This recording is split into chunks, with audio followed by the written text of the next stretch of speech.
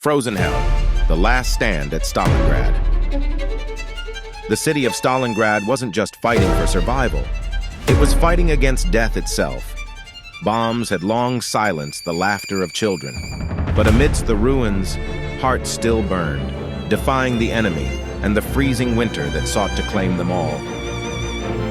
Snowflakes danced with ash in the air, settling on the shattered bones of buildings. Viktor Petrov crouched behind a crumbling wall, his breath misting in the icy dawn. His rifle, once shiny and new, was now worn, the metal frozen to his gloved hands. Around him, the remnants of his unit stared into the abyss of another day of hell. "They'll come again," whispered Mikhail, his voice trembling. "They always do." Viktor tightened his grip on his weapon. He didn't answer. He couldn't. Fear had become their constant companion, a silent shadow lurking behind their courage.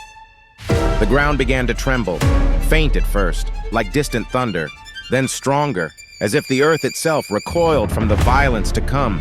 The Germans were coming. Suddenly, the sky lit up with tracer rounds. Machine guns spat fire, lighting the factory ruins in eerie, flickering bursts. Viktor's heart pounded as the first German soldiers emerged from the fog, their figures distorted, ghostly silhouettes. "Hold the line!" their commander shouted, his voice barely audible over the gunfire. Viktor's rifle barked as he fired into the oncoming wave. Each shot was a plea for survival, each enemy that fell a victory snatched from death's cold grip. Yet they kept coming, relentless, inhuman. Inside the factory, the air was thick with smoke and screams. Concrete pillars crumbled under the onslaught, and the floor was slick with blood. Viktor found himself face to face with a German soldier. Time slowed as they locked eyes. Two men, both exhausted, both desperate. The German lunged. Viktor blocked with his rifle, the bayonet gleaming in the dim light. They grappled, their breath freezing in the air.